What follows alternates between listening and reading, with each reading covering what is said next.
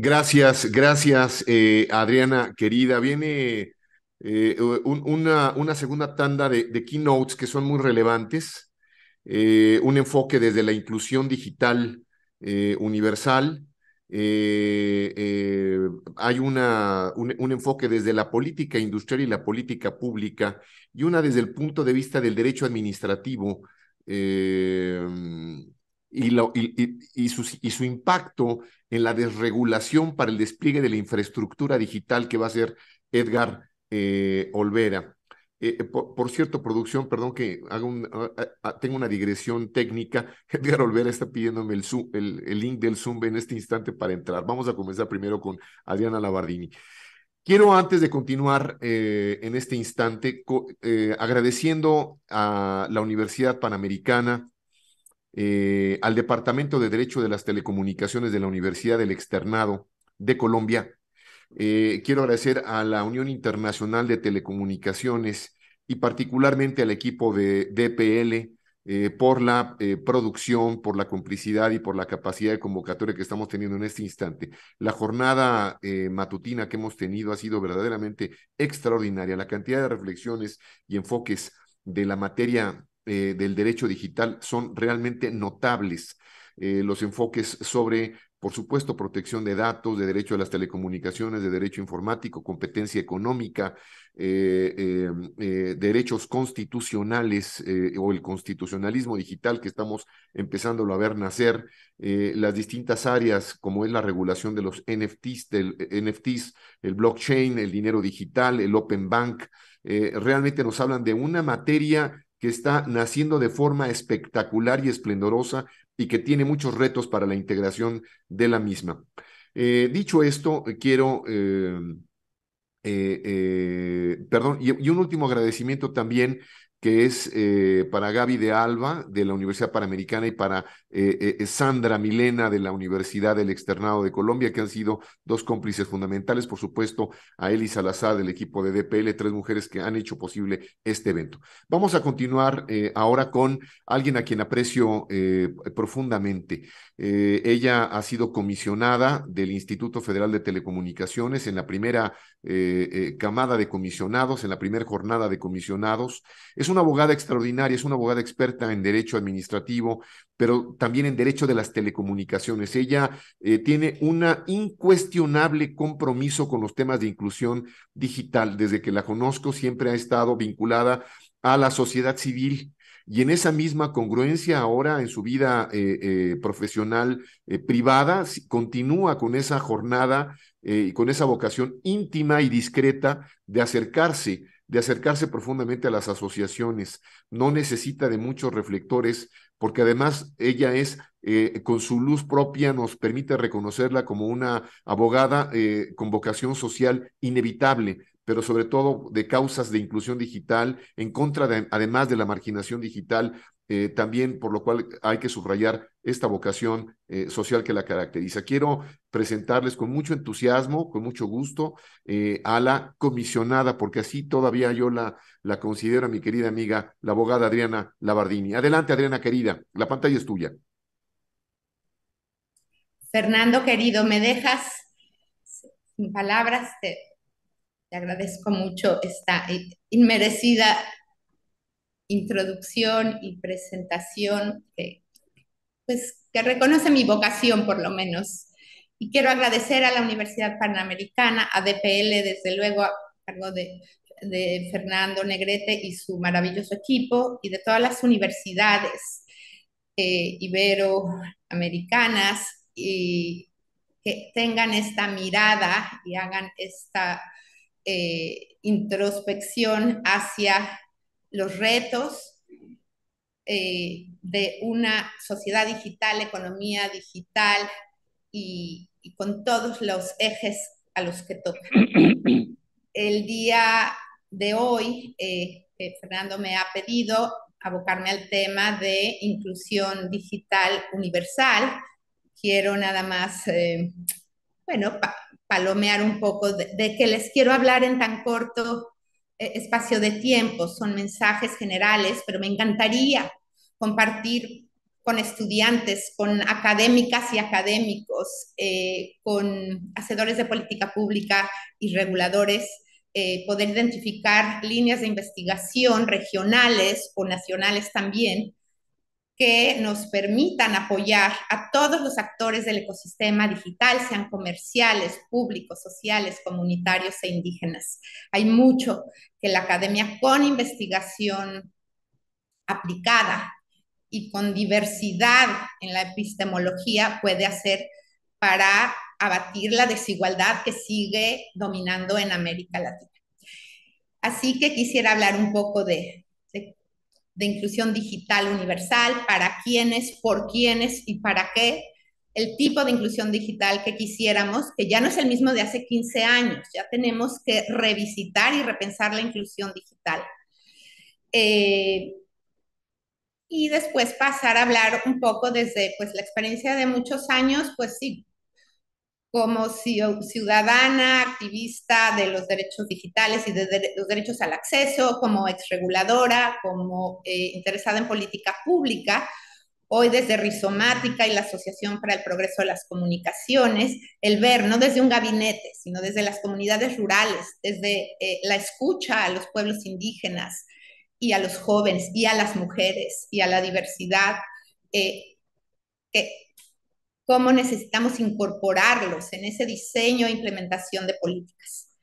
Y cómo América Latina puede cambiar sus metodologías, sus paradigmas y la forma de crear estas soluciones. Si no cambiamos eso, seguiremos con rezagos, con desigualdades y con brechas, tratando de importar modelos como one size fits all, modelos urbanos de consumo que son maravillosos para grandes escalas, para grandes ciudades, pero no para la ruralidad. Y finalmente, pero primeramente, desde un punto de vista jurídico, entiendo que este es el primer Congreso Iberoamericano de Derecho. Y aunque los abogados de hoy tenemos que ser multidisciplinarios y tener muchas epistemologías, bueno, como abogada es importante dejar ahí algunos mensajes para jóvenes estudiantes y no tan jóvenes también, ver, a ver, de qué otro ángulo el derecho puede incidir a favor de la inclusión y la sostenibilidad. Así que, pues, arranquemos. Mucho han estudiado la Unión Internacional de Telecomunicaciones, la CITEL, la CEPAL, los temas de conectividad universal y de inclusión, que pasa por 4 ejes. Primero, universalizar el acceso a las redes y servicios, universalizar la adopción de las tecnologías, porque puedo comprar dispositivos, puedo comprar bases de datos. Después, universalizar este uso, porque sé usar las tecnologías, porque hay contenidos relevantes para mi mujer indígena, para mi mujer urbana, para unas jóvenes, para adultos mayores, porque hay contenidos relevantes en mi lengua también y en mi dimensión cultural. Y finalmente, una universalización de el usar todas estas herramientas, que eso es lo que son, no son fines, son herramientas tecnológicas para un desarrollo sostenible. Y ahí estamos muy atorados en la región. Los usamos mucho para comunicarnos, que es esencia del ser humano, para cortar distancias entre personas que están lejos, pero no para producir, no para educar, no para trabajar, no para cuidar al planeta. Tuve la oportunidad de estar recientemente en Gran Canaria, el pasado diciembre, como parte de la delegación de la sociedad civil ante la OCDE, ante la Conferencia Ministerial de la Economía Digital. Y ahí la agenda y los temas fueron críticos y estamos atrasados. ¿Cómo convertimos en la sostenibilidad del planeta y la inclusión y la diversidad en los focos principales usando las tecnologías y no al revés, como el planeta y los humanos nos tenemos que adecuar para que florezcan las empresas tecnológicas? Creo que tendría que ser al revés.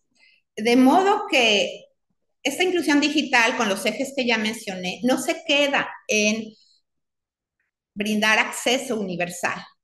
Muchos países latinoamericanos han incluido en sus constituciones o en sus leyes el derecho humano al Internet, al acceso a las tecnologías, a los servicios públicos de telecomunicaciones y medios, como, no per se, sino como habilitadores del derecho al acceso a la información, a la educación, a la salud y a la libertad de expresión. Y eso es importante, que tengan un nivel de reconocimiento tanto en el derecho internacional, en el sistema interamericano, como en las legislaciones nacionales, pero no es suficiente. Las leyes no crean per se un ambiente de inversión, de inclusión, de pluralidad, porque se requiere de una política pública que asigne recursos públicos, personal y ecosistemas que permitan aterrizar en la vida diaria de las personas estos derechos digitales y derechos al acceso. Pero esas políticas públicas es lo que yo he encontrado. O sea, hay una gran riqueza de ejemplos en distintas naciones de la región y de otras regiones, con aciertos, desde luego. América Latina ha avanzado en cobertura, en competencia económica, en asequibilidad, pero aún hay grandes lagunas, sobre todo entre lo rural y lo urbano, entre hombres y mujeres, y muy importantemente, lo cual es una lástima en una región de esta riqueza cultural, hay una gran brecha y desigualdad entre poblaciones indígenas y no indígenas, cuyas lenguas, cultura y sabiduría se están perdiendo si los continuamos dejando en la exclusión. Entonces, aquí hoy Ricardo, Jorge Fernando, Carlos Lugo, Julio Telles han hablado de mucho de lo que pretendo transmitir sobre riesgos, desconfianza, crecimiento de desigualdades. Entonces, estimados colegas académicos, estudiantes y hacedores de política pública, ¿no creen que tenemos que revisitar el concepto de inclusión digital? Porque me voy topando con una literatura muy rica que invito a todos a explorarla, que no solo es necesario que haya una inclusión digital universal en términos, ya lo dije, de acceso, uso, adopción de la tecnología, sino que ello no garantiza que se va a abatir la pobreza, la desigualdad, los trabajos mal pagados, sin seguridad social, etcétera, etcétera. Entonces, esto nos obliga a revisar cuándo es que sí los ecosistemas digitales universales promueven un cambio y un combate a la pobreza y a la desigualdad. Así automáticamente no, no solo no, sino que están ahondando. Les invito a revisar el paper de Richard Hicks de la Universidad de Manchester, en el que ya se está hablando la academia y las comunidades y las personas de a pie, estamos hablando de una inclusión digital adversa. Y nos duele, porque aquí todos hemos luchado más de 30 años por la inclusión digital. Pero ahora estamos viendo que muchas personas que ya están incluidas, conectadas y usando la tecnología, continúan en pobreza, en desventaja, en violencia digital, en la gig economy. Esto que describió Ricardo Landero es la gig economy. O sea, son chambitas, algunas mal pagadas, sin seguridad social, que obligan a los jóvenes a tener 4 y 5 de estos empleos remotos digitales. Ah, pues es mejor que no tener nada. Bueno, sí, pero pues no, es un falso dilema, ¿no?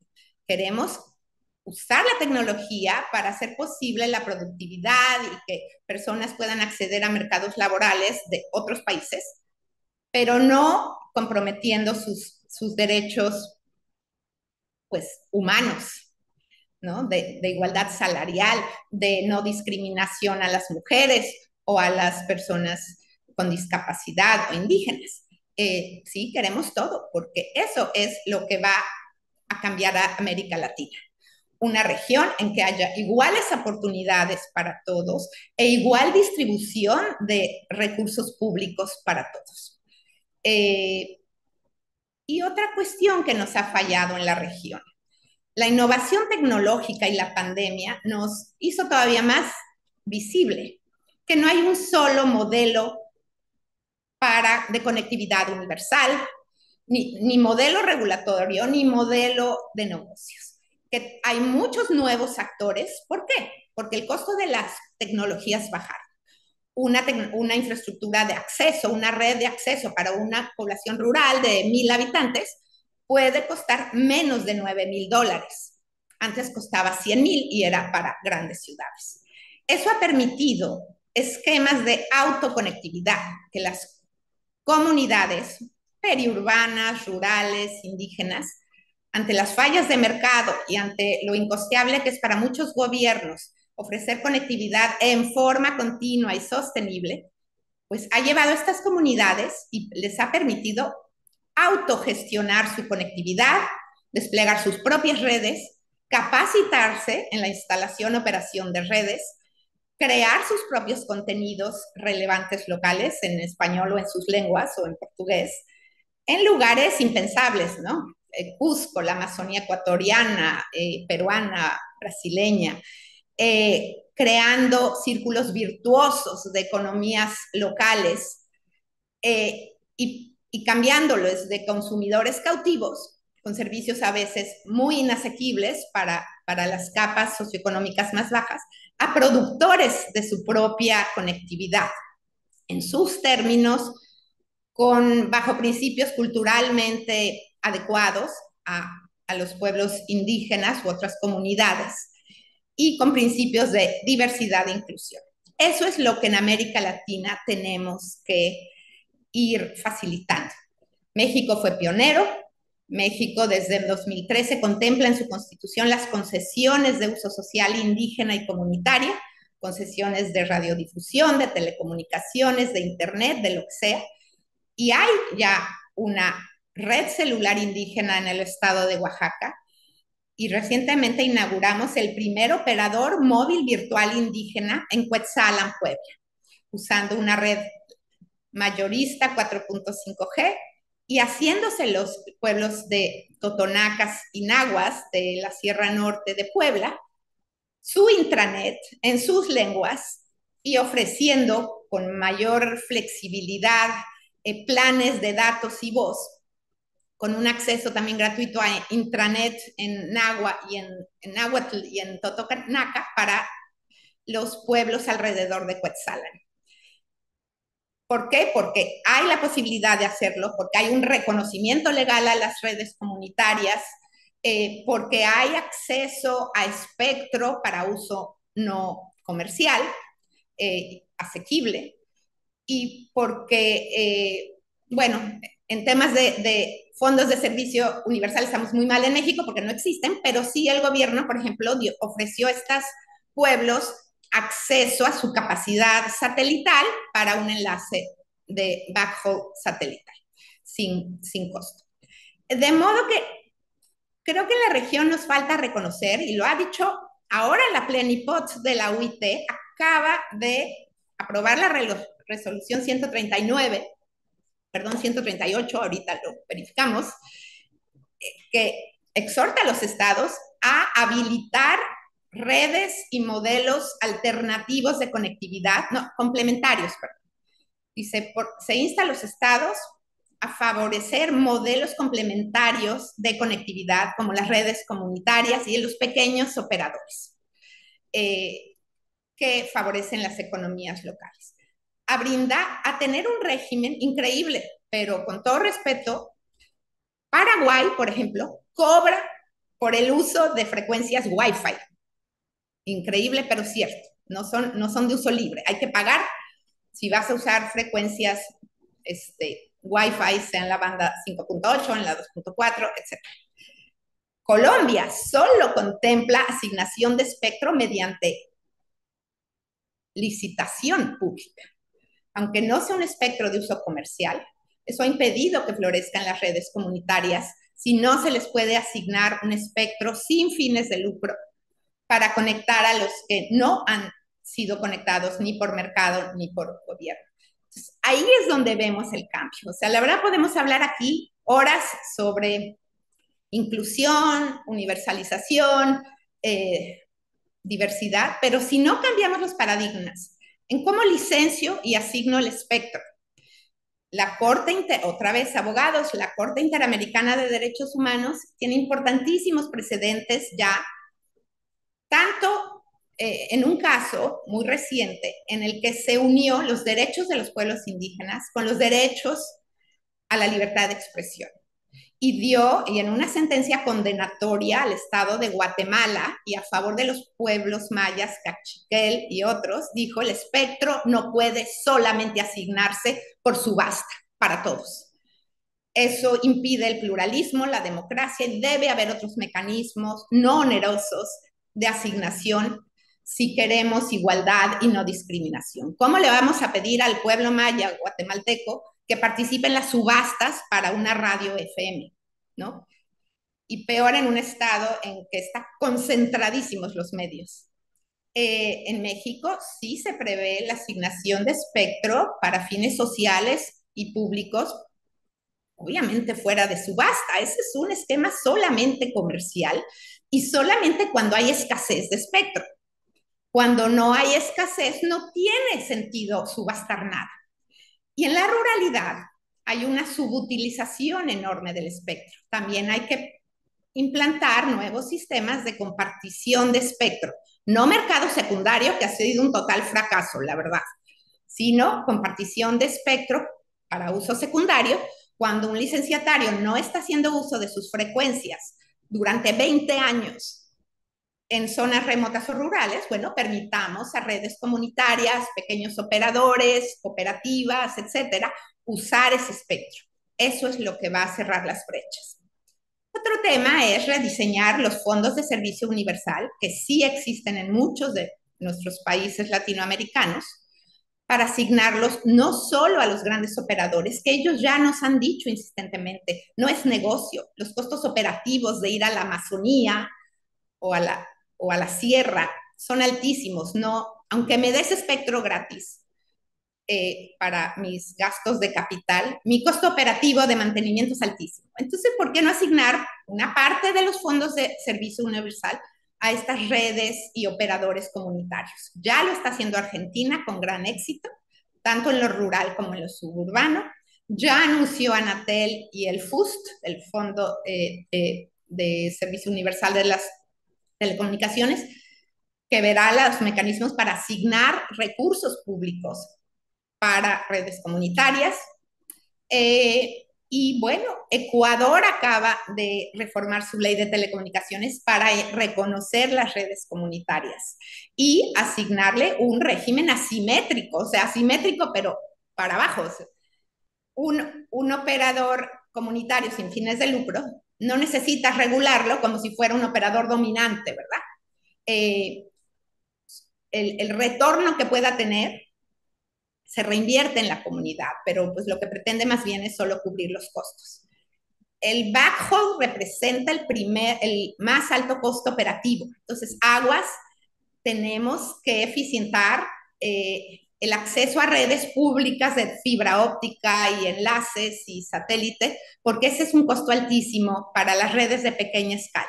Si abaratamos el backhaul, si dejamos de tener redes de fibra vacías, como en varios países de Sudamérica, y lo abaratamos, pues incrementaremos el tráfico y eso beneficia a operadores grandes y pequeños. Otra cuestión en nuestras políticas públicas es fomentar la creación de contenidos locales y en lenguas indígenas, pero no solo eso.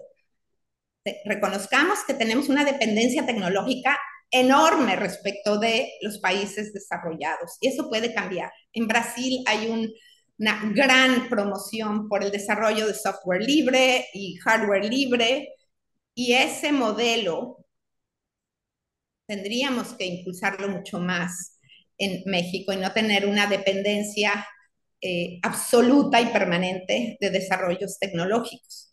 Creo que es importante que jóvenes desde muy temprana edad entiendan que no es solo consumirla, entenderla, hacer tecnología, entender los beneficios y los riesgos. De modo que creo que todas las soluciones suman, que los mercados de gran escala, los más eficientes son los operadores globales para atender los grandes urbes y consumidores de clase media y alta, pero en los lugares remotos que hay fallas de mercado, que hemos y que muchos estados luego ya no tienen presupuesto público para seguir conectando. Es terrible ver pueblos en México, en Ecuador, en Colombia, en Bolivia, en Perú, que ya se fueron desconectados por el Estado porque ya no tuvo dinero para seguir pagando a contratistas.